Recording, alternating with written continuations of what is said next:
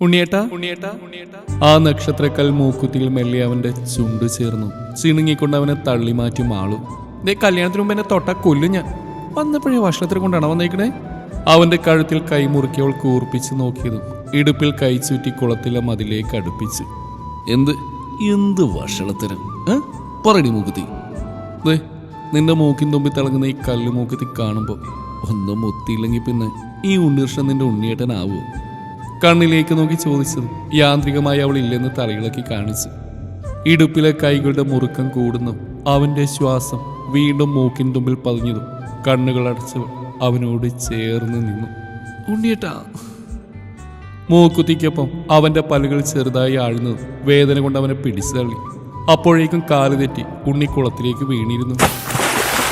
അയ്യോ ഉണ്ണിയേട്ടാ. അബദ്ധം പറ്റിയതുപോലെ ഞെട്ടിക്കൊണ്ട് വിളിച്ചതും കുളത്തിൽ നിന്നും അവൻ ഉയർന്നു പൊങ്ങി. വെള്ളത്തിൽ കുതിർന്നിൽക്കുന്ന അവന്റെ അവസ്ഥയും അവന്റെ മുഖത്ത് മിന്നിമറയുന്ന ഭാവങ്ങളും കാണെ പൊട്ടിച്ചിരിച്ചുപോയി. അവളുടെ കുലുങ്ങിയുള്ള ചിരി കുളക്കടവിലെ ചുമരിൽ തട്ടി ഉയർന്നുകൊണ്ടിരുന്നു. നിന്ന് ചിരിക്കാതെ എന്നെ സഹായിക്കടി. വെള്ളത്തിൽ ദേഷ്യത്തിൽ തള്ളിയവൻ പറഞ്ഞതും പടവുകളിലേക്ക് ഇറങ്ങിച്ചെന്നവൾ കൈനീട്ടി പിടിച്ചു. ചുണ്ടിൽ ഒളിപ്പിച്ചു വെച്ച പുൻചിരിയോടെ അവൾക്ക് കൈനീട്ടിയവൻ അവളുടെ അടുത്തേക്ക് വന്നപ്പോൾ നീട്ടിയ കൈകൾ വേഗം തിരിച്ചു വലിച്ചു മാളു. അല്ലെങ്കിൽ വേണ്ട, ഈ ഉണ്ണികൃഷ്ണനെ കാണാൻ തുടങ്ങിയിട്ട് കാലം കുറേയായി. അതുകൊണ്ട് എനിക്ക് വിശ്വാസം തീരെ ഇല്ല. കള്ളനാ, അങ്ങനെ എന്നെ വെള്ളത്തിലേക്കിടാൻ നോക്കേണ്ട. അവനെ നോക്കി ചിരിച്ച് അലക്കി വെച്ച തുണികളെല്ലാമുള്ള ബക്കറ്റും എടുത്ത് പടവുകളിലേക്ക് അവൾ ഓടിക്കയറി. നിനക്ക് ഞാൻ തരാടി കുറുമ്പി. അവളെ നോക്കി വിളിച്ചു പറഞ്ഞു. തിരിഞ്ഞു നോക്കി അവൾ കൊഞ്ഞനം കുത്തി ഓടി മറഞ്ഞിരുന്നു. വെള്ളത്തിൽ തല്ലിയവൻ കരയിലേക്ക് കയറി വന്നു. നനഞ്ഞു കുതിർന്ന് വീട്ടിലേക്ക് വന്നു. മുറ്റത്ത് അഴയിൽ തുണി വിരിച്ചിരുന്ന മാളുവിനെ കണ്ട് തന്നെ നോക്കി കളിയാക്കി ചിരിക്കുന്നുണ്ട്. ചുണ്ടുകൊണ്ടൊരു ഉമ്മ പറത്തിവിട്ടാൻ വീടിനകത്തേക്ക് കയറിപ്പോകുന്ന കണ്ടതും ഞെട്ടിക്കൊണ്ട് ചുറ്റും നോക്കി ബാക്കിയുള്ള തുണികൾ വിരിച്ചുകൊണ്ടിരുന്നു. ഇരുചെവികളും പൊതിഞ്ഞു പിടിച്ചവൻ കണ്ണുകൾ ഇറുകെ മൂടി. കണ്ണുനീർ കാഴ്ച മറക്കുമ്പോഴും ഒരു നിമിഷം അവളെ ഓർത്ത് ചലനമറ്റിരുന്നു. ഉണ്ണിയേട്ടാ, ഉണ്ണിയേട്ടാ. കാതിൽ അവളുടെ പ്രണയത്തോടെയുള്ള വിളി ഇപ്പോഴും മുഴങ്ങിക്കൊണ്ടിരിക്കുന്ന പോലെ. വേണ്ടാട്ടോ, വല്ലാണ്ട് നോവുന്നുണ്ട്. മൂക്കിൻ തുമ്പിൽ താൻ കടിക്കുമ്പോൾ നോവോടെ പറയുന്ന പെണ്ണിന്റെ വാക്കുകളായിരുന്നു ഓർമ്മയിൽ. ഒരു കുഞ്ഞു വേദന സഹിക്കാൻ കഴിയാത്ത ആ പെണ്ണിന്റെ ഇപ്പോഴുള്ള അവസ്ഥയോർക്കെ നെഞ്ചിൽ 1000 സൂചികൾ ഒന്നിച്ച് കുത്തിയിറങ്ങുന്ന വേദന തോന്നി. മനസ്സിലേക്ക് അയാളുടെ ക്രൂരമായ മുഖം വന്നു. ദേഷ്യത്തോടെ പുറത്തേക്ക് നടന്നു. ഹോസ്പിറ്റലിന് പുറത്ത് ഫോണിൽ കുത്തി പുൻചിരിയോടെ നിൽക്കുന്ന കരണിന്റെ കോളറിൽ വലിച്ചടുപ്പിച്ചുകൊണ്ട് കവിളിലേക്ക് ആഞ്ഞടിച്ചു.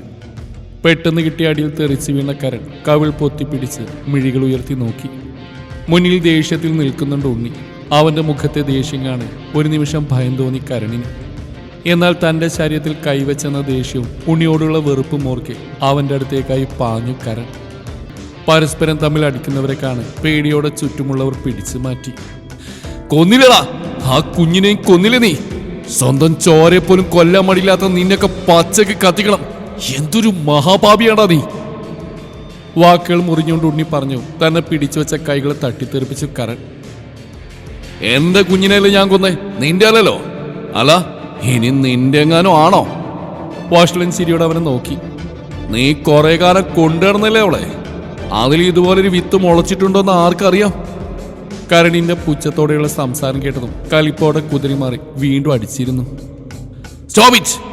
എന്താ ഇവിടെ നടക്കുന്നത്? ഇതൊരു ഹോസ്പിറ്റലാണെന്ന് അറിയില്ലേ? വെറുതെ മറ്റുള്ളവരെ ബുദ്ധിമുട്ടിക്കരുത്. ഇനിയും പ്രശ്നം ഉണ്ടാക്കിയ പോലീസിനെ വിളിക്കും ഞാൻ. ഡോക്ടർ ദേഷ്യത്തോടെ പറഞ്ഞുകൊണ്ട് അവരെ കടന്നുപോയി. അപ്പോഴേക്കും കാര്യം പറഞ്ഞ് വന്നിരുന്നു വീട്ടുകാർ. ചോരയൊലിപ്പിച്ച് നിൽക്കുന്ന കരണിനെയും ദേഷ്യത്തോടെ നിൽക്കുന്ന ഉണ്ണിയെയും കാണാൻ ഭയത്തോടെ പരസ്പരം നോക്കി. മോളുടെ കാമനെ നല്ല മര്യാദ നിർത്തിയില്ലെങ്കിൽ മോള് കിടക്കുന്ന പോലെ അതിൻ്റെ ഉള്ളിൽ കിടക്കേണ്ടി വരും. ചുണ്ടിൽ നിന്നും പൊടിഞ്ഞിറങ്ങുന്ന ചോരത്തുള്ളിയെ തുടച്ചു മാറ്റിയവൻ ഉണ്ണിയെ ദേഷ്യത്തോടെ നോക്കി മാളുവിന്റെ അച്ഛനോടായി പറഞ്ഞു. ദേഷ്യത്തോടെ വീണ്ടും അടുക്കുന്ന ഉണ്ണിയെ നോക്കി പുച്ഛച്ചിരി ഇരിച്ചു. ഈ കരണിന്റെ ശരീരത്തിൽ തൊട്ടിട്ട് ജീവനോട് പോവാന്ന് നീ വിചാരിക്കണ്ട. ഈ ഒറ്റക്കാരൻ കൊണ്ട് നേരെ നിൽക്കാൻ നോക്കടാ. ഉണ്ണിയോട് പറഞ്ഞയാൾ അവരെ എല്ലാവരെയും നോക്കി കാൽ കയറിപ്പോയി. മുട്ടിന് താഴേക്ക് മുറിഞ്ഞ് തന്റെ കാലുകൾ പിടിച്ചവൻ കണ്ണുനീർ വാർത്തു. തോളിൽ ആരോ തൊട്ടതുപോലെ തോന്നിയതും മുഖമുയർത്തി നോക്കി. അമ്മാവൻ. അയാളെ നോക്കിയൊന്ന് ചിരിച്ചെന്ന് വരുത്തി അല്പം മാറി നിന്നു. തെറ്റുപറ്റിപ്പോയല്ലോ മോനെ എനിക്ക്. അന്ന് എൻ്റെ കുഞ്ഞിൻ്റെ കണ്ണീര് കണ്ടിരുന്നെങ്കിൽ ഇങ്ങനെ ഒരവസ്ഥ വരില്ലായിരുന്നു എൻ്റെ മാളൂന്. എൻ്റെ വാശിയും ദേഷ്യം മൂലം നഷ്ടമായില്ലേ എൻ്റെ കുട്ടിയുടെ ഭാവി. പോയില്ലേ ജീവിതം. ആ ദുഷ്ടന്റെ കയ്യിൽ ഇത്രയും കാലം പിടഞ്ഞു തീർന്നില്ല എൻ്റെ കുഞ്ഞ്. ഏങ്ങലടിച്ച് കരയുന്ന അമ്മാവനെ സമാധാനിപ്പിച്ചവൻ ICUവിന് മുന്നിലേക്ക് നടന്നു. ചില്ലുവാതിലിനപ്പുറം മരണത്തോട് മല്ലടിക്കുന്ന പെണ്ണിനെ നോക്കി നിന്നു. ഇന്നും ഓർമ്മയിലുണ്ട് തന്നെ യാത്രയാക്കിയ കണ്ണുകളിലെ നീർത്തിളക്കം. പട്ടാളത്തിലേക്ക് പോകാൻ സെലക്ഷൻ കിട്ടിയെന്നറിഞ്ഞപ്പോൾ ആദ്യം ഓടിച്ചെന്ന ആ മുറ്റത്തേക്കാണ് ആദ്യം പറഞ്ഞത് അവളോടും. ആദ്യമേ അമ്മാവൻ ആർമിയെന്ന് കേട്ടപ്പോൾ ഒരു ഇഷ്ടക്കേടുണ്ടായിരുന്നു. ജോലി കിട്ടിയെന്നറിഞ്ഞപ്പോൾ തീരെ താല്പര്യമില്ലാത്ത മട്ടായി. എൻ്റെ കുട്ടിയെ അറിഞ്ഞുകൊണ്ടൊരു അപകടത്തിലേക്ക് തള്ളിവിടാൻ എനിക്ക് പറ്റില്ല. കൈയും കാലും ജീവനും പോകുന്ന പണിയാണ്. നീ ഈ ജോലി ഉപേക്ഷിച്ചേക്കുണ്ണി. നിന്റെ പഠിപ്പിന് പറ്റിയ വേറെ നല്ല ജോലി ഇവിടെ നോക്കാലോ. അന്ന് അതിനെതിർത്ത അമ്മാവനോട് ആദ്യമായി ഞാൻ എതിർത്ത് സംസാരിച്ചു.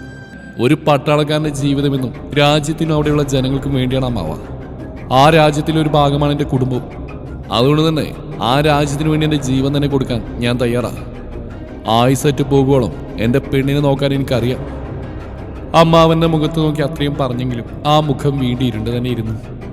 എൻ്റെ മോൾ അറിഞ്ഞുകൊണ്ടൊരിക്കലും കൊല കൊടുക്കാൻ പറ്റില്ല ഉണ്ണി. അതുകൊണ്ട് ഈ നിമിഷം മുതൽ എൻ്റെ മോളെ നീ മറക്കണം. അമ്മാവ! അന്നാദ്യമായി എൻ്റെ ശബ്ദം അമ്മാവന് മുമ്പിൽ ഉയർന്നു. മറക്കില്ല അമ്മാവ. അതിന് ഉണ്ണീർഷന് കഴിയില്ല. മറക്കാനോ ഉപേക്ഷിക്കാനോ അല്ല, ഈ നെഞ്ചിൽ കൊണ്ട് നടന്ന്. അതിന് മാത്രമേ എനിക്ക് കഴിയൂല.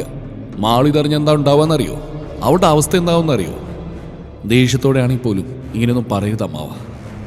അയാളെ നോക്കി അവൻ താഴ്മയോടെ പറഞ്ഞു. എനിക്കിനി നിന്നോട് ഒന്നും പറയാനുള്ളൂ ഉണ്ണി. ശാരദേ, മോനോട് പറഞ്ഞേ നിന്നോടും പറയാനുള്ളൂ. നിന്റെ കുട്ടിയെ നിന്റെ മോന് വേണമെന്നുണ്ടെങ്കിൽ ഈ ജോലി ഉപേക്ഷിച്ച് വീട്ടിൽ വന്ന് പെണ്ണിയോദിക്കാം. അല്ലാണ്ട് നടക്കില്ല. വാതിൽ ചാരി വിഷമത്തോടെ നിൽക്കുന്ന അമ്മയെ നോക്കി പറഞ്ഞുകൊണ്ട് ഇറങ്ങിപ്പോയി. ഉണ്ണി, മോനെ മാളു? അമ്മ സങ്കടത്തോടെ ചോദിച്ചു. ആ തോളിലും തട്ടി മേശയ്ക്ക് മുകളിലെ ചാവിയെടുത്തു. എനിക്കറിയാമേ എനിക്കറിയൂ. ജോലിയായാലും ആളുമായാലും രണ്ടും എൻ്റെ പ്രാണനാണ്. ഒന്നിനെ ഉപേക്ഷിച്ച് മറ്റൊന്നിനെ നേടിയെടുക്കാൻ എന്നെ കൊണ്ട് കഴിയില്ല. എനിക്ക് അവളെ നിന്ന് കാണണം. ഞാൻ പോരാ. വേഗം പുറത്തേക്ക് പോയി. വീടിന് മുമ്പിൽ ബൈക്ക് വന്നിറങ്ങുന്ന ശബ്ദം കേട്ടതും മാളു പുറത്തേക്ക് വന്നു. ആ, ഉണ്ണിയേട്ടനായിരുന്നോ? അച്ഛനെ കാണാനാണോ? എന്നാൽ അച്ഛനിവിടെ ഇല്ല, പുറത്തേക്ക് പോയതാ. തിണ്ണയിൽ കയറിയിരുന്ന അവനൊപ്പം ഇരുന്നവൾ നിറഞ്ഞ ചിരിയോടെ പറഞ്ഞു. അമ്മായിയോ? അമ്മായി ഇല്ല ഇവിടെ? അകത്തേക്ക് നോക്കി ചോദിച്ചു. അമ്മ ശാന്തിയെടുത്തിട്ട് വീട്ടിലേക്ക് പോയതാ. ഉണ്ണിയേട്ടന് ജോലി കിട്ടിയതിൻ്റെ വകയായിട്ട് പായസം ഉണ്ടാക്കിയിരുന്നു, അത് കൊടുക്കാൻ പോയതാ. ഉണ്ണിയേട്ടൻ നിൽക്ക്, ഞാൻ പായസം എടുത്തിട്ട് വരാം കേട്ടോ. പറയുന്നതിനൊപ്പം അകത്തേക്ക് ഓടിയിരുന്നു മാളു. ഒരു ഗ്ലാസ്സിൽ പായസവും എടുത്ത് വേഗം പുറത്തേക്ക് നടന്നു. എവിടെ പോയി? അവനിരുന്നിടം ശൂന്യമായി കിടക്കുന്നുണ്ടോ സംശയത്തോടെ നോക്കി. പിന്നെ പുറത്തേക്ക് ഇറങ്ങി. ആ, ഇവിടെ ഉണ്ടായിരുന്നോ? കയ്യിലെ പായസവും കൊണ്ട് പടവുകൾ ഇറങ്ങി. താഴത്തെ കുളപ്പടവിൽ തലയും താഴ്ത്തി ഇരിക്കുന്നുണ്ട് ഉണ്ണി. ദേ പായസം. അടുത്തേക്ക് ചെന്ന് ചിരിയോടെ അവൻ്റെ മുന്നിലേക്ക് നീട്ടിക്കൊടുത്തു. അപ്പോഴും തല താഴ്ത്തിയിരിക്കുന്നവനെ കാണി സംശയത്തോടെ നോക്കി. ദേ പായസം ഉണ്ണിയേട്ടാ. അവൻ്റെ ചുണ്ടിനടുത്തേക്ക് ഗ്ലാസ് നീട്ടിപ്പിടിച്ച് ഒരു തുള്ളി കണ്ണുനീർ വീണിറ്റി അവളുടെ കൈത്തടത്തിൽ. ഞെട്ടിലോടെ കയ്യിലെ പായസം പടിയിൽ വെച്ച് അവനെ തട്ടി വിളിച്ചു. എന്താ പറ്റി ഉണ്ണിയേട്ടാ? എന്തിനാ കരയണേ? വയ്യേ? മേലാകെ തടവിക്കൊണ്ട് ചോദിച്ചു. അവളെ വലിച്ച് നെഞ്ചിലേക്ക് ചേർത്തിരുന്നു. ഇറുകെ ഇറുകെ പുണർന്നിരുന്നു. ആർക്കും വിട്ടുകൊടുക്കാൻ കഴിയാത്ത പോലെ. എന്നെ വിട്ട് പോകൂടി നീ. നിനക്കെന്നെ വേണ്ടാതാവൂ? അവളുടെ ഇരു കവിളിലും പിടിച്ചുകൊണ്ട് ചോദിച്ചതും ഒന്നും മനസ്സിലാവാതെ നോക്കിയവൾ ഇല്ലെന്ന് തലയാട്ടി കാണിച്ചു. പിന്നെ ഉണ്ണിയേട്ടൻ ഇതെന്താ പറ്റിയേ? ആദ്യം അത് പറഞ്ഞേ. അവനെ നോക്കി വീണ്ടും ചോദിച്ചു. അവളിൽ നിന്നും വിട്ടുമാറി കൈകൾ തലക്ക് കൊടുത്ത് പടിയിലേക്ക് ചാഞ്ഞു കിടന്നവൻ. അമ്മാവന് ഈ കല്യാണത്തിനിപ്പോൾ താല്പര്യക്കുറവുണ്ട് പെണ്ണേ. എൻ്റെ ജോലിയോട് താല്പര്യക്കുറവുണ്ട്. വീട്ടിലുണ്ടായ ഓരോ കാര്യവും ആളുവിനോട് പറയുമ്പോൾ അവൻ്റെ കണ്ണുകൾ നിറഞ്ഞിരുന്നു. അതിലവൾ എന്തു പറയുമെന്ന ഭയവും നിറഞ്ഞിരുന്നു. അവൻ്റെ ഓരോ വാക്കുകളും ഞെട്ടിലോടെ കേട്ടവൾ ഒന്നും മിണ്ടാതിരുന്നു. നിനക്ക് വേണ്ടെന്നാണോ പെണ്ണേ? നിനക്കും എന്നെ വെറുപ്പാണോ? കൈകൾ നീട്ടി അവളുടെ കയ്യിൽ മുറുകെ പിടിച്ചതും അവൻ്റെ കൈകൾ വിടുവിച്ചു. കണ്ണുകൾ ഇറുകെ മൂടിയതും ചെന്നിയിലൂടെ കണ്ണുനീർ വീണിറ്റി. മുഖത്തേക്ക് ചൂട് നിശ്വാസമേറ്റപ്പോഴാണ് കണ്ണുകൾ മെല്ലെ തുറന്നത്. മുന്നിൽ ചിരിയോടെ നിൽക്കുന്ന മാളുവിൻ്റെ മുഖം കണ്ടതും സംശയത്തോടെ നോക്കി. കവിളിൽ കൈകൾ ചേർത്തു വെച്ച ആ നെറ്റിത്തടത്തിൽ ഒന്നുകൂടി ചുംബിച്ചു. ഒത്തിരി ഒത്തിരി ഇഷ്ടം കൂടുക എൻ്റെ ഉണ്ണിയേട്ടനോട്. എനിക്ക് വല്ലാത്ത അഭിമാനം തോന്നുക ഈ മനസ്സ് കണ്ട്, ഈ ഉറച്ച വാക്കുകൾ കേട്ടിട്ട്. കാത്തിരുന്നോളാം ഉണ്ണിയേട്ടാ ഞാൻ. അച്ഛൻ സമ്മതിക്കുന്നവരെ കാത്തിരുന്നോളാം. പിന്നെ അച്ഛൻ പറയുന്നൊക്കെ ശരിയാ. ഈ ജോലി ഒരു അപകടം പിടിച്ച് തന്നെയാണ്. കഷ്ടം നിറഞ്ഞതാ. പക്ഷെ എല്ലാം വിധിയല്ലേ. നമ്മുടെ ജീവിതം പോലും വലിയൊരു രഹസ്യമല്ലേ. ഇന്നോ നാളെയോ ഈ നിമിഷമോ എന്ത് നടക്കുമെന്നറിയാൻ പറ്റാത്ത രഹസ്യം. ഈ ആരോഗ്യം പോലും നാളെ ഇതുപോലെ ഉണ്ടാവും എന്ന് ഉറപ്പ് പറയാൻ പറ്റില്ല. പക്ഷേ നമ്മുടെ രാജ്യത്തിന് വേണ്ടി, നമ്മുടെ സ്വന്തക്കാർക്ക് വേണ്ടി ഉണ്ണിയേട്ടൻ പോവണം. ഉണ്ണിയേട്ടൻ്റെ ആഗ്രഹം എനിക്ക് വേണ്ടി ഒരിക്കലും തള്ളിക്കളയരുത്. അവനെ നോക്കി പറഞ്ഞു. സന്തോഷത്തോടെ നിറഞ്ഞ ചിരിയോടെ അവളെ നോക്കി. ദേ പായസം. കയ്യിലേക്ക് ഗ്ലാസ് എടുത്തു കൊടുത്ത് അവൻ കഴിക്കുന്ന അവൾ നോക്കിയിരുന്നു. ഡേ പോവാട്ടെ വേണേ. ജോലിക്കായി ഇറങ്ങുന്ന നേരം എല്ലാവരോടും യാത്ര പറയുന്ന കൂട്ടത്തിൽ അവളോടും പറഞ്ഞു. ഏങ്ങലടിയോടെ ആ നെഞ്ചിലേക്ക് വീണു. ആ നെറ്റിത്തടത്തിൽ ചുംബിച്ചു. അമ്മയെയും മാളുവിനെയും ആ നെഞ്ചിലേക്ക് ചേർത്തവൻ, ഓരോ മുത്തം വീതം കൊടുത്തവൻ എല്ലാവരോടും യാത്ര പറഞ്ഞു. അമ്മാവൻ ഇറങ്ങാൻ നിന്നും കണ്ണീരോടെ നിൽക്കുന്നവരെ നോക്കി ചോദിച്ചു. അമ്മായി സങ്കടത്തോടെ അവനെ നോക്കി വന്നില്ലെന്ന് തലയിളക്കി. ഒരു വട്ടം കൂടി അവരെ നോക്കി കാറിലേക്ക് കയറി. കാറ് മറഞ്ഞു ആ വീട്ടുമുറ്റത്തെ കൈവീശി കാണിച്ചുകൊണ്ടിരുന്നു. പിന്നീട് കാത്തിരിപ്പായിരുന്നു. അവന് വേണ്ടിയുള്ള കാത്തിരിപ്പ്. എപ്പോഴെങ്കിലും വരുന്ന ഫോൺ വിളികളും കത്തുകളും ഉള്ള നിറച്ചിരുന്നു. എന്നും പ്രാർത്ഥനയോടെ കടന്നുപോയ ദിനങ്ങൾ, കാത്തിരിപ്പിന്റെ മധുരവും കയ്പുമറിഞ്ഞ ദിനങ്ങൾ. മാളൂട്ടിയെ രാഘവേട്ടൻ. മുറ്റത്തെ തുണികൾ എടുക്കുന്നതിനിടയിലാണ് മാധവേട്ടൻ ഓടിവരുന്ന കണ്ടത്. അച്ഛനെന്താ പറ്റിയേ? ഭയത്തോടെ അടുത്തേക്ക് ചെന്നു. വിഷം കുടിച്ചു. 2-3 ദിവസമായി താനുമായി ഉണ്ടായ വഴക്കുകളും വാശികളും ഓർക്കെ ഞെട്ടലോടെ നിലത്തേക്ക് ഇരുന്നു പോയി. ചത്തില്ല അല്ലേ? മുറിയിലേക്ക് മാറ്റിയപ്പോൾ തന്നെ കണ്ട് ദേഷ്യത്തോടെ ചോദിച്ച അച്ഛനെ നോക്കി കരഞ്ഞു. എന്തിനാ ഏട്ടാ ഇങ്ങനെയൊക്കെ പറയണേ? അമ്മായി സങ്കടത്തോടെ ചോദിച്ചതും അച്ഛനും പൊട്ടിക്കരഞ്ഞിരുന്നു. എന്റെ കുട്ടിയുടെ ഭാവി ഓർത്ത് എനിക്ക് തെണ്ണുണ്ട് ശാരദ. അടുത്ത മാസം 23 ഇവിടെ ജാതകം കണ്ടതല്ലേ നീ? ഇനിയും നീണ്ടുപോയ എന്റെ കുട്ടിയുടെ ജീവിതം തകർക്കും നിന്റെ മകൻ. ഞാൻ ജീവനോടെ ഇരിക്കുമ്പോൾ സമ്മതിക്കില്ല. നിന്റെ ഏട്ടനോട് ഇത്രയെങ്കിലും സ്നേഹം ഉണ്ടെങ്കിൽ എന്റെ കുട്ടിയുടെ ജീവിതം തകർക്കരുത്. അച്ഛൻ്റെ വാക്കിൽ കേട്ടതും കാതുകൾ പൊത്തിപ്പിടിച്ച്.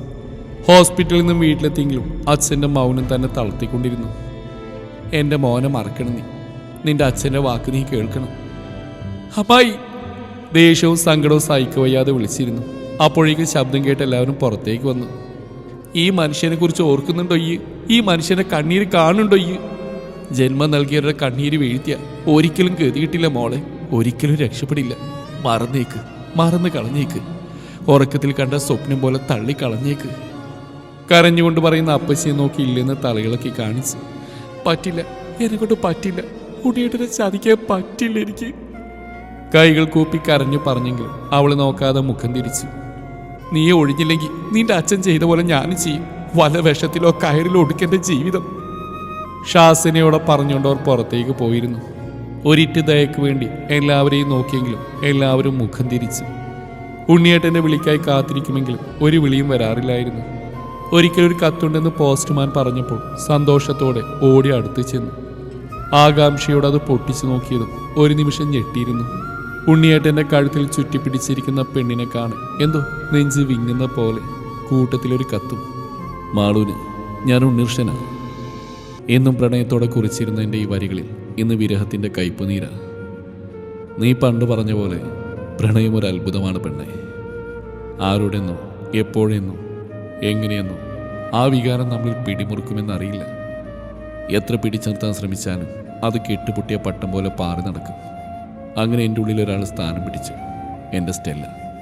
കൂടെ ജോലി ചെയ്യുന്ന കുട്ടിയാണ്. ഫാമിലിയൊക്കെ വലിയ ആൾക്കാരാണ്. കുറേ എതിർക്കാൻ നോക്കി, പക്ഷെ പറ്റിയില്ല. പിന്നെ എപ്പോഴും ഞാനും അവളെ പ്രണയിച്ചു പോയി. ഇപ്പോൾ അകലാൻ പറ്റാത്ത വിധം അടുത്തുപോയി. നിന്നോട് എനിക്ക് തോന്നിയതൊരു കൗതുകമായിരുന്നു എന്ന് വിളിക്കാനാണ് എനിക്കിഷ്ടം. അങ്ങനെ തന്നെയാണ്. അതുകൊണ്ടല്ലേ എനിക്ക് സ്റ്റെല്ലയെ സ്നേഹിക്കാൻ കഴിഞ്ഞത്. എന്നെ ഓർത്ത് ഇനിയും ജീവിതം കളയരുത്. എൻ്റെ ജീവിതത്തിലേക്ക് തടസ്സമായും വരരുത്. അപേക്ഷയാണ്. എന്ന് സ്വന്തം. വരച്ചിട്ട വരികളെ നോക്കി ഒരു നിമിഷം നിന്നു. കൗതുകമോ? അപ്പൊ പ്രണയമല്ലേ? എൻ്റെ ഉണ്ണിയേട്ടന് മറ്റൊരു പ്രണയമോ?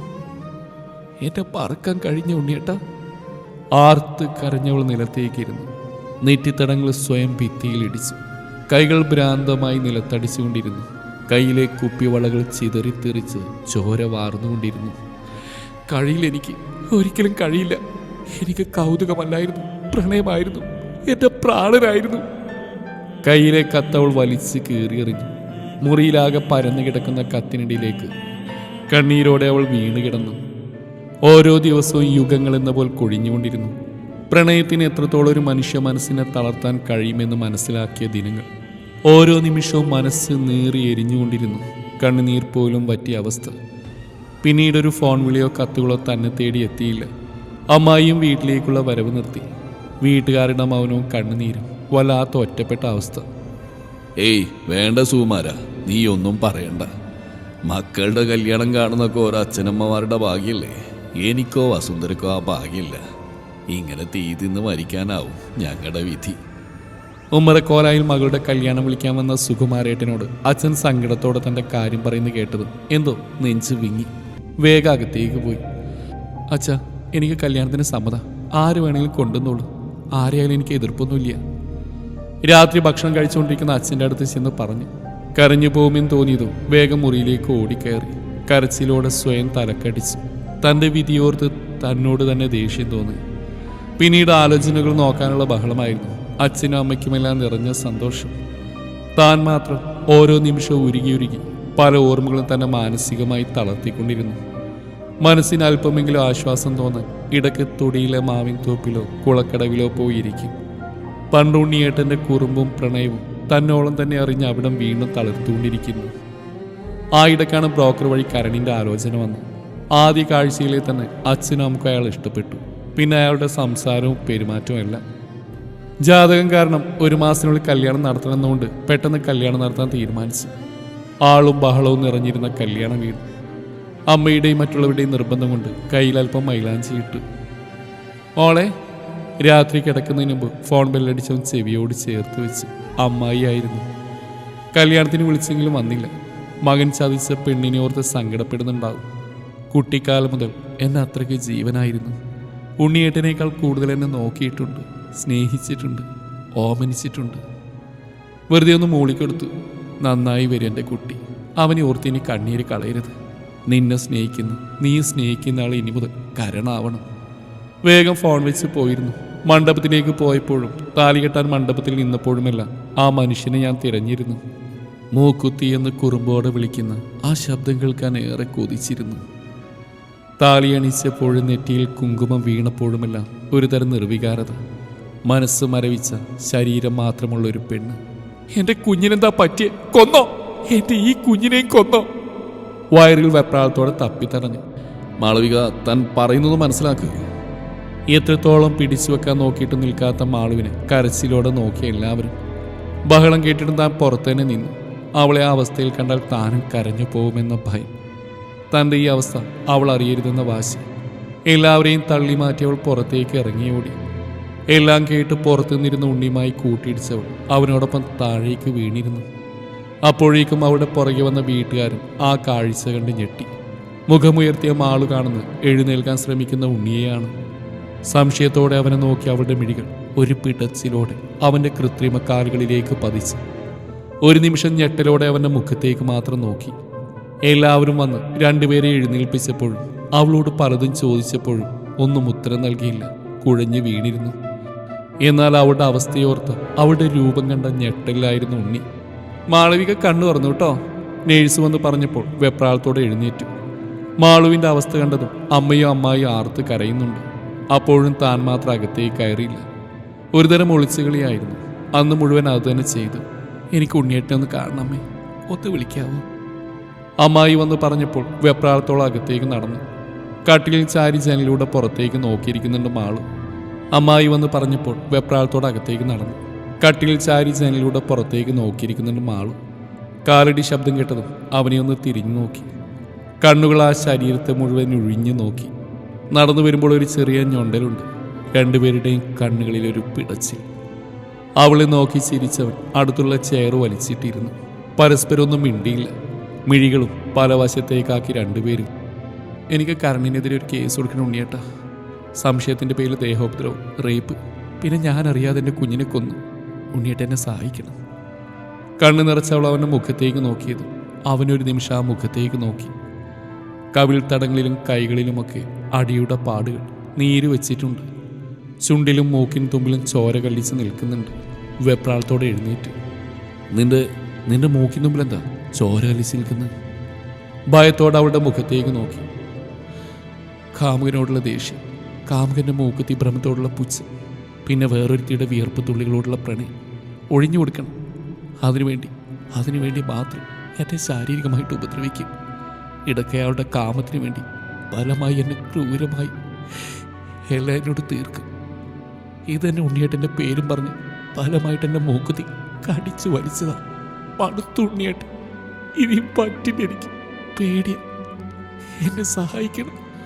കരച്ചിലോടെ മുഖം പുത്തി കരയുമ്പോൾ തറഞ്ഞു നിന്നു ഉണ്ണി. എല്ലാം കേട്ടതിൻ്റെ നടുക്കത്തിലായിരുന്നു ഉണ്ണി. തൻ്റെ പേരിൽ അവൾ അനുഭവിച്ച ക്രൂരതകളോർത്ത് വല്ലാത്ത സങ്കടം തോന്നി. കരണിനോട് ദേഷ്യം. അപ്പോൾ ഹോസ്പിറ്റലിലുള്ളവർ പോലീസിനെ അറിയിച്ചില്ലേ? ഉണ്ണി സംശയത്തോടെ ചോദിച്ചു. അവളും ചിരിച്ചു. അപ്പോഴും കണ്ണുനീർ വീണ്ടും ചാലിട്ടൊഴുകിയിരുന്നു. അവർ പോലീസിനെ അറിയിച്ചിരുന്നെങ്കിൽ എപ്പോഴും പോലീസ് വന്നേനെ, കേസ് എടുത്തേനെ. എന്നെ ഈ ഹോസ്പിറ്റലിൽ അഡ്മിറ്റ് ചെയ്തിട്ട് ഇത്ര ദിവസമായി. ഏതെങ്കിലും ഒരു പോലീസിന് ഉണ്ണിയേട്ടൻ കണ്ടിരുന്നോ? മാളുവിൻ്റെ ചോദ്യത്തിന് ഇല്ലേന്ന് തലയാട്ടി ഉണ്ണി. വരില്ല ഉണ്ണിയേട്ട, ആരും വരില്ല. അയാളെക്കുറിച്ച് അറിയാഞ്ഞിട്ടാ. അയാൾക്ക് എല്ലാവരുമായിട്ട് നല്ല ബന്ധമാണ്. എല്ലാവർക്കും വലിയ പേടിയാണ് അയാളെ. ഒരു തവണ ഞാൻ പ്രഗ്നൻ്റ് ആയതായിരുന്നു. സ്കാനിങ് എന്ന് പറഞ്ഞ് എന്നെ ഈ ഹോസ്പിറ്റലിലേക്ക് കൊണ്ടുവന്നു. കുഞ്ഞിനെ വളർച്ചയില്ലെന്ന് പറഞ്ഞ് അബോർഷൻ ചെയ്തു. അന്ന് ഞാനത് വിശ്വസിച്ചു. പക്ഷെ അയാൾ എന്നോട് നേരിട്ട് പറഞ്ഞു ഞാൻ അറിയാതെ എൻ്റെ കുഞ്ഞിനെ കൊന്നതാണെന്ന്. ഇടയ്ക്കൊക്കെ ദേഷ്യം വരുമ്പോൾ എന്നെ തല്ലും, വഴക്ക് പറയും. പക്ഷെ അത് കഴിഞ്ഞ വലിയ സ്നേഹമായിരുന്നു. പലതും വീട്ടുകാരറിയിക്കാതെ എൻ്റെ വിധിയാണെന്ന് ഓർത്ത് ക്ഷമിച്ചു. പക്ഷേ അത് പറഞ്ഞവൾ ദേഷ്യത്തോടെ പല്ലിഞ്ഞിരിച്ച്.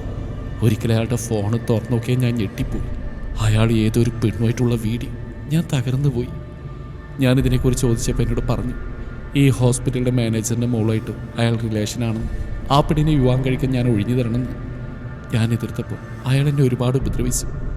അവളുമായി ബന്ധമുള്ളതുകൊണ്ടാണ് എൻ്റെ കുഞ്ഞിനെ അയാൾ കൊന്നത്. പിന്നെ എപ്പോഴും അയാൾക്ക് പറ്റിയ അബദ്ധമായിരുന്നു ഈ കുഞ്ഞും. ഞാൻ പറയാൻ നിന്ന, പക്ഷെ അയാൾ കണ്ടുപിടിച്ചു. എൻ്റെ കുഞ്ഞിനെ കൊല്ലാൻ പറഞ്ഞപ്പോൾ ഞാൻ കേട്ടില്ല. അതിൻ്റെ ദേഷ്യത്തിൽ എന്നെ വീണ്ടും ഉപദ്രവിച്ചു. ഞാൻ ഒഴിഞ്ഞു പോവാം, കുഞ്ഞിന് മാത്രം മതിയെന്ന് പറഞ്ഞെങ്കിലും അയാളുടെ കുഞ്ഞൊരിക്കലും എൻ്റെ രക്തത്തിൽ പിറക്കരുതെന്ന് പറഞ്ഞ് ഞാൻ എതിർത്തു. ഈ കുഞ്ഞ് അയാളുടേതല്ലെന്ന് പറഞ്ഞു. ഇനി അയാൾക്ക് എന്നെയും കുഞ്ഞിനെയും വേണ്ടെന്ന്. സഹികെട്ട് ഞാനും അയാളെ തല്ലിപ്പോയി. അതിൻ്റെ ദേഷ്യത്തിൽ അയാൾ എന്നെ വീണ്ടും ഉപദ്രവിച്ചു. അത് ഉണ്ണിയേട്ടൻ്റെ പേര് പറഞ്ഞു. വിവാഹം കഴിഞ്ഞ് വീട്ടിൽ വിരുന്നിന് വന്നപ്പോൾ എൻ്റെ പുസ്തകത്തിനടിയിൽ ഉണ്ണിയേട്ടൻ എനിക്ക് അയച്ച കത്ത് അയാളുടെ കയ്യിൽ കിട്ടിയത്. അന്നാണ് അയാൾ എല്ലാം അറിഞ്ഞത്. എന്നോട് ചോദിച്ചപ്പോൾ എല്ലാം ഞാൻ പറഞ്ഞിരുന്നു. അന്നൊക്കെ ഒരു സാധാരണ കഥ പോലെ കേട്ടതാണ്. മറന്ന് കളയാൻ പറഞ്ഞു എന്നോട്. പക്ഷേ ഈ പെണ്ണുമായിട്ട് റിലേഷൻ തുടങ്ങിയപ്പോൾ ഞാനൊരു ചീത്ത പെണ്ണായി. മുൻ കാമുകനായിട്ട് ഇപ്പോഴും ബന്ധമുള്ള പിഴച്ചവളായി. ഇപ്പോഴും പറയും ഉണ്ണിയേട്ടൻ്റെ കാമുകനാണെന്ന്. അതിൻ്റെ ദേഷ്യത്തിലാണ് എൻ്റെ മൂക്കുത്തി കടിച്ചു വലിച്ചത്. മരിക്കാൻ തയ്യാറാണ് ഞാൻ. പക്ഷെ അവനെ നിയമത്തിന് മുമ്പിൽ കൊണ്ടുവരണം. അതിനെനിക്ക് ഉണ്ണിയേട്ടൻ്റെ ആവശ്യമുണ്ട്. ആരുടെ മുമ്പിൽ ഞാൻ പറഞ്ഞോളാം എനിക്ക് സംഭവിച്ചൊക്കെ. ഒരു തെറ്റും ചെയ്യാത്തതിൻ്റെ 2 കുഞ്ഞുങ്ങളെ അയാൾ കൊന്നു കളഞ്ഞ്. ഞാൻ ഒറ്റയ്ക്ക് ഇറങ്ങിയാൽ തന്നെ അവൻ്റെ ആളുകൾ ഈ ന്യൂസ് തേച്ച് മായ്ച്ച് കളയും. ഉണ്ണിയേട്ടനാണെങ്കിൽ പ്രശ്നം വരില്ല. അയാളുടെ പിടിയിൽ ഇനി എന്നെ പോലെ ആരും പെട്ടു പോവരുത്. കൈകൾ കൂപ്പി അത്രയും പറഞ്ഞു കഴിഞ്ഞപ്പോഴേക്കും ആർത്ത് കരഞ്ഞിരുന്നു. ഉണ്ണിയുടെ കണ്ണുകൾ നിറഞ്ഞു വന്നു. ദേഷ്യത്തോടെ പുറത്തേക്ക് നടന്നു. വീട്ടുകാരെല്ലാം മാളു പറഞ്ഞ് എന്നെ ഞെട്ടില്ലായിരുന്നു. ഡോക്ടർ, മാളവിയുടെ കേസെന്നാ പോലീസിനെ അറിയിക്കാത്തത്? ഉണ്ണിയുടെ ചോദ്യത്തിന് ചിരിയോടെ അയാൾ ഉണ്ണിയെ നോക്കി. ന്യൂസാക്കാൻ പറ്റില്ല. ആ കുട്ടി തന്നെയാ ന്യൂസാക്കണമെന്ന് പറഞ്ഞു. ഏത് കുട്ടി? മാളവികയോ? ഉണ്ണിയുടെ ചോദ്യത്തിന് അതേന്ന് ഉത്തരം പറഞ്ഞു. ശരിക്കും മാളവികയോ അതോ ഇവിടുത്തെ മാനേജറിൻ്റെ മോളോ? ഭീതിയോടെ ഉണ്ണിയെ നോക്കി. ഞാൻ ആരാണെന്നറിയോ തനിക്ക്? താൻ വിളിക്കേണ്ട, വിളിക്കേണ്ടവരെ ഞാൻ തന്നെ വിളിച്ചിട്ടുണ്ട്. ഓരോന്നിനെ അഴിയണിക്കും ഞാൻ. കോപത്തോടെ പുറത്തേക്ക് ഉണ്ണി നടന്നു. തെറ്റു പറ്റിപ്പോയല്ലോ ദേവി, എൻ്റെ മാളു. ഞാൻ ഇത്രയും നാൾ അനുഭവിച്ച വേദനയും സങ്കടവും അതിൻ്റെ 1000 ഇരട്ടിയിൽ അവൾ അനുഭവിച്ചിരുന്നല്ലോ. ഓരോന്ന് ഓർക്കുന്നതോറും കോപം കൂടിക്കൊണ്ടിരുന്നു. ദേഷ്യത്തോടെ മേശയ്ക്ക് മുകളിലെ സാധനങ്ങൾ തട്ടിത്തെറിപ്പിച്ചു. ബുക്കുകൾക്കിടയിലെ കത്തിൻ്റെ കൂട്ടം നിലത്തേക്ക് തെറിച്ചു വീണു. സങ്കടത്തോടെയൊന്ന് കയ്യിലെടുത്തു നെഞ്ച് വിങ്ങി. അവസാനമായി തന്നെ തേടി വന്ന അവളുടെ കത്തായിരുന്നു. ഇന്ന് ഓർമ്മയിലുണ്ട്. അമ്മാവൻ വിഷം കഴിച്ചെന്ന് പറഞ്ഞ അമ്മ തന്നെ വിളിച്ച ദിവസം. അത്രത്തോളം ആ മനുഷ്യന് താൻ കാരണം അനുഭവിക്കുന്നുണ്ടെന്ന് ഓർക്കെ തൻ്റെ മാളുവിനെ ഉപേക്ഷിക്കേണ്ടി വരുമോ എന്ന ഭയമെല്ലാം തന്നെ വല്ലാതെ തളർത്തിയിരുന്നു. തറയെന്ന് വിളിച്ചപ്പോൾ പോലും എത്ര സന്തോഷത്തോടെയായിരുന്നു എൻ്റെ മാളു സംസാരിച്ചിരുന്നു. കാത്തിരിക്കാമെന്ന് പറഞ്ഞത് എല്ലാം മനസ്സിനെ ഭ്രാന്ത് പിടിപ്പിച്ചുകൊണ്ടിരുന്നു. ഒരിക്കൽ അപ്രതീക്ഷിതമായിട്ടാണ് തീവ്രവാദികളുടെ ആക്രമണം ഉണ്ടായത്. ഒരു യുദ്ധത്തിനായി മനസ്സും ശരീരവും പാകപ്പെടുത്തി തൻ്റെ രാജ്യത്തിനു വേണ്ടി പോരാടി. കാതിനെ തുളക്കുന്ന വെടിവെച്ചത് കലങ്ങി മറിഞ്ഞ അന്തരീക്ഷം. ഒരു തീവ്രവാദിയുടെ ആക്രമണത്തിൽ തൻ്റെ വലതുകാൽമുഖം വെടി തടച്ചു കയറി. കൂടെയുണ്ടായിരുന്ന ഒരു സൈനികന്റെ നെഞ്ചിനും തടഞ്ഞു കയറി.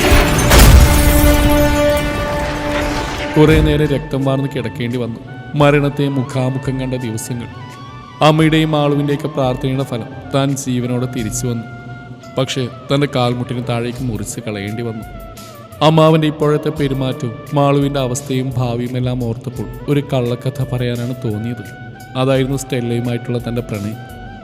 ഒരുപാട് കൂട്ടുകളുണ്ടെങ്കിലും സ്വന്തം നാട്ടുകാരി എന്ന നിലയിൽ അവളുള്ള ഏറ്റവും അടുത്ത സൗഹൃദം. എന്നെക്കുറിച്ച് മറ്റാരെക്കാളും കൂടുതൽ കാര്യങ്ങൾ അറിയുന്നവൾ. മാളുവിനെക്കുറിച്ച്, അമ്മയെക്കുറിച്ചും നാടിനെക്കുറിച്ചെല്ലാം കേൾക്കാൻ വലിയ ഇഷ്ടമായിരുന്നു.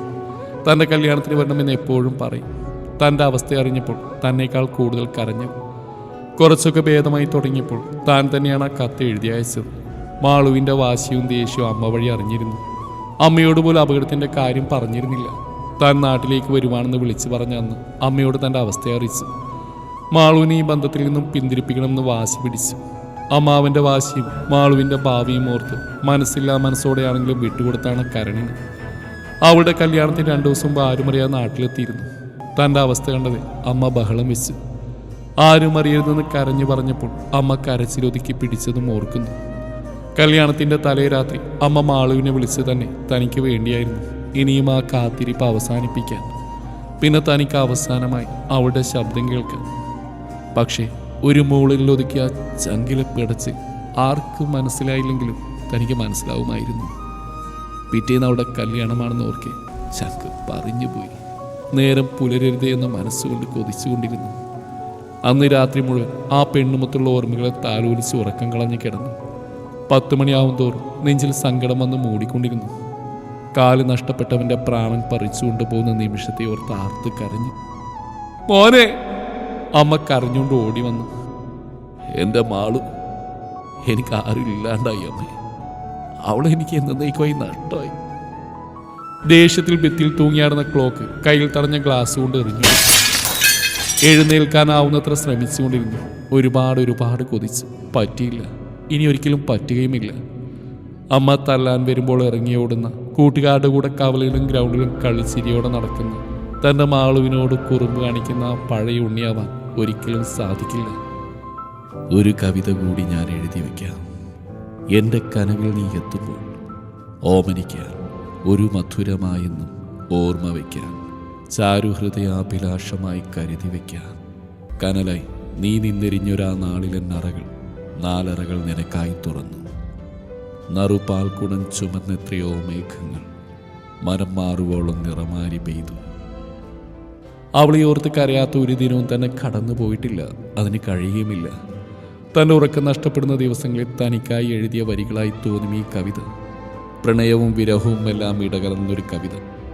അപ്പോഴെല്ലാം മനസ്സിൽ വരുന്നത് കല്ലുമൂക്കുത്തി അണിഞ്ഞ് നിറഞ്ഞ് ചിരിച്ചു നിൽക്കുന്ന തൻ്റെ മാളുവിനെയായിരുന്നു. ഉണ്ണിയുടെ മാത്രം മാളുവിനെ. നിറഞ്ഞൊഴുകുന്ന കണ്ണുകളെ തുടച്ചു മാറ്റിയവൻ ഡ്രസ്സ് മാറ്റി പുറത്തേക്കിറങ്ങി. നേരെ പോലീസ് സ്റ്റേഷനിലേക്കാണ് പോയത്. കരണിൻ്റെ പേര് കേട്ടപ്പോഴേ എല്ലാവരുടെയും നെറ്റി ചുളിയുന്നു. വലിയ താല്പര്യമില്ലാത്ത പോലെ നിൽക്കുന്നുണ്ടോ.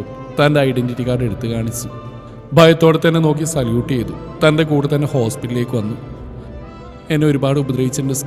ഓരോന്നും പോലീസിൻ്റെ മുമ്പിൽ ധൈര്യത്തോടെ വിളിച്ചു പറഞ്ഞ മാളു. അന്ന് ഉണ്ണി തല്ലിയ ദിവസം ഇറങ്ങിപ്പോയതായിരുന്നു കരൺ. അവൻ എവിടെയാണെന്നോ എങ്ങനെയെന്നോ ആർക്കും അറിയില്ലായിരുന്നു. ഉണ്ണിയുടെ ഇടപെടൽ കൊണ്ടും മാളുവിൻ്റെ കേസിൻ്റെ ബലത്തിലും കരണിനെ പോലീസ് അറസ്റ്റ് ചെയ്തിരുന്നു. പല ഉന്നത രാഷ്ട്രീയക്കാരുടെ ഇടപെടൽ മറ്റു മുന്നണികളിൽ വരുന്നുണ്ടെന്ന് കണ്ടതും ന്യൂസുകാർ ഈ വാർത്ത ഏറ്റെടുത്തു. അതോടെ കേസിന് ഒന്നുകൂടി ശക്തി കൂടി. അറസ്റ്റ് ചെയ്ത് കൊണ്ടുപോകുന്നതിന് മുമ്പ് ഉണ്ണി മാളുമായി വന്നിരുന്നു. ഡിവോഴ്സ് വേണമെന്ന മാളുവിൻ്റെ ആവശ്യം കോടതി അംഗീകരിച്ചുകൊണ്ട് മാളുവിന് ഡിവോഴ്സ് കാര്യത്തിലും തീരുമാനമായി. കോടതിയും കേസും എല്ലാം കൊണ്ടും കരൺ ആകെ തളർന്നു പോയിരുന്നു. എന്നാൽ അവന് വാശിയായിരുന്നു ഉണ്ണിയോടും മാളുവിനോടും. ഡിവോഴ്സ് കിട്ടി പുറത്തിറങ്ങി അന്ന് മാളു ധൈര്യത്തോടെ കരണിൻ്റെ മുമ്പിൽ പോയി നിന്നു. അവനെ ജയിലിൽ നിന്ന് ഇറക്കാൻ അവളുണ്ടായിരുന്നു, കരണിൻ്റെ കാമുകി. മാളുവിനെ കണ്ടപ്പോഴേ പുച്ഛത്തോടെ ചിരിച്ച കരണിൻ്റെ ഇരുകവളിലും മാറി മാറി അടിച്ചു മാളു. ദേഷ്യത്തോടെ അവൾ തല്ലാനടുത്ത കരണിനെ കൈകളെ തടഞ്ഞു വെച്ച് ഉണ്ണി. അവളെ തൊട്ടാ ജീവനോട് നീ തിരിച്ചു പോയില്ല കരൺ. അവളെ തൊടാൻ ഇപ്പൊ നിനക്കൊരു അവകാശമില്ല. ഉണ്ണിയെയും മാളുവിനെയും നോക്കി പല്ലിയടിച്ചു കരൺ. മാളു, നിനക്ക് പറയാനുള്ള മുഴുവൻ പറഞ്ഞു കഴിഞ്ഞിട്ട് കൊടുക്കാനുള്ള മുഴുവൻ കൊടുത്തിട്ട് വന്നാൽ മതി. ഞാൻ അവിടെ ഉണ്ടാവും. മാളുവിനെ നോക്കി പറഞ്ഞവൻ അല്പം മാറി നിന്നു. എനിക്ക് തന്നെ ഇവിടെ കൂടെ കാണുമ്പോൾ എന്താണ് തോന്നുന്നറിയോ? അറപ്പും വെറുപ്പുവാ. തന്നെ പോലെ ഒരുത്തിന് വേണ്ടി ഒരു പെണ്ണിന്റെ ജീവിതം നശിപ്പിച്ച് ഇവളെ കണ്ടിട്ട് എനിക്ക് പുച്ഛം തോന്നുക. എന്നെ കൊല്ലാക്കൊല ചെയ്തതിനും എൻ്റെ കുഞ്ഞുങ്ങളെ കൊന്നതിനും താൻ അനുഭവിക്കടോ. ഓരോന്നിനും എണ്ണി എണ്ണി താൻ കണക്ക് പറയേണ്ടി വരും. പിന്നെ നിന്നോട് സ്വന്തം ഭാര്യയെ ചതിച്ച് നിന്റെ കൂടെ കിടക്കാൻ വന്നവനെ എന്തിൻ്റെ ഉറപ്പിലാ നീ വിശ്വസിച്ച്? നിന്റെ സ്വത്തും പണവും കണ്ട് കൂടെ കൂടി ഇവന് വേണ്ടി തന്നെ നിന്റെ ഭാവി കളഞ്ഞല്ലോ. ഇത്രയും നാണം കെട്ടവനെ ഞാൻ എൻ്റെ ജീവിതത്തിൽ കണ്ടിട്ടില്ല. എന്തായാലും വിവാഹമംഗളാശംസകൾ മിസ്റ്റർ കരൺ. അവനെ നോക്കി പുച്ഛച്ചിരിച്ച് അവൾ കടന്നുപോയിരുന്നു. മാളുവിന്റെ വാക്കുകളിൽ തലകുമ്പിട്ട് നിൽക്കാനേ അവരെ കൊണ്ട് കഴിഞ്ഞുള്ളൂ. 2 വർഷങ്ങൾക്ക് ശേഷം ഉണ്ണിയേട്ടൻ വന്നോ? തിണ്ണയിലിരിക്കുന്ന ഉണ്ണിയെ കണ്ടവൾ പുറത്തേക്ക് ഇറങ്ങി വന്നു. അവളുടെ മാറ്റത്തെ നോക്കി കാണുകയായിരുന്നവൻ. സ്വന്തം കാലിൽ നിൽക്കാൻ ഏതൊരു പെണ്ണും ആഗ്രഹിക്കുന്ന പോലെ മാളു ആഗ്രഹിച്ചു. മറ്റുള്ളവരെ ആശ്രയിക്കാതെ അവൾക്കായി ഒരു ജോലി. അതിനായി നിർത്തിവെച്ച തന്റെ പഠനം വീണ്ടും തുടർന്നു. അവൾക്ക് ഒരുപാട് മാറ്റം വന്നിരിക്കുന്നു. പണ്ട് ഭയത്തോടെ കണ്ണീരോടെ മാത്രം പലതിനെ അഭിമുഖീകരിച്ച മാളുവിൽ നിന്നും ധൈര്യത്തോടെ പ്രതികരിക്കാൻ പഠിച്ച മാളുവായി മാറി. ഉണ്ണിന്ന് ഭിന്നശേഷിക്കാരായ ജവാന്മാരെ സ്പോർട്സിനായി പരിശീലിപ്പിക്കുന്നിടത്താണ്. മാളു, എനിക്കൊന്ന് സംസാരിക്കണം, ഒന്ന് വരാവോ? ആ പഴയ കുളപ്പടവിലേക്ക് പോയി രണ്ടുപേരും. ഉണ്ണിയേട്ടൻ എന്തിനാ വരാൻ പറഞ്ഞേ? മൗനം കൊണ്ട് നിൽക്കുന്നവനെ നോക്കി ചോദിച്ചു. അവൻ ചിരിച്ചുകൊണ്ട് മിഴികൾ ഉയർത്തി. ഒരാഗ്രഹം. ഇപ്പം അതിൻ്റെ അത്യാഗ്രഹമാവും, ചിലപ്പോൾ എൻ്റെ മണ്ടത്തിലും. അമ്മയുടെ ആഗ്രഹം നടത്തി കൊടുക്കാൻ തന്നെ തീരുമാനിച്ചു. കുറേ കാലമായി കല്യാണം നടത്തണമെന്ന് പറഞ്ഞ് നിർബന്ധിക്കുന്നു. അന്നും ഇന്നും ഒരേ മുഖം മാത്രമേ മനസ്സിൽ കയറിയിട്ടുള്ളൂ. ഒരാളെ മാത്രമേ ഭാര്യയായിട്ട് കണ്ടിട്ടുള്ളൂ. ഇന്നെന്തോ ആ മുഖത്തിനൊരു മാറ്റമില്ലാതെ ഈ നെഞ്ചി തന്നെ ഉള്ളുകൊണ്ടാ ചോദിക്കുന്നത്, എൻ്റെ പഴയ മാളുമായിട്ട് വന്നൂടെ പെണ്ണെ? പണ്ട് നെയ്ത് കൂട്ടിയ സ്വപ്നങ്ങളും മോഹങ്ങളും ഇനിയുള്ള കാലം പൂർത്തിയായി കൂടെ കൂട്ടിക്കോട്ടെ ഞാൻ നിന്നെ.